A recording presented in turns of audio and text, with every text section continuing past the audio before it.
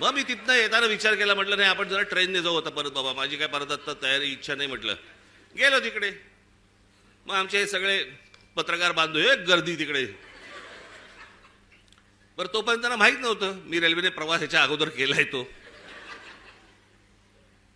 मी जवळपास 2 वर्ष मी जे स्कूल ऑफ आर्टला जाताना मी हार्बरने जायचो. त्याच्यामुळे डबे कुठचे येतात वगैरे मला नीट माहिती होतं. मी उभा होतो, गाडी हळू झाली, मी बघितलं लेडीज डबा, महिलांचा डबा होता. हे सगळेजण ताबाताबात होते, सगळे कॅमेरे बिमेरे पत्रकार सगळे. मी आपलं जाताना फक्त एवढंच केलं, हे सगळेजण त्या महिलांच्या डब्यात शिरले, मी मागच्या डब्यात शिरलो.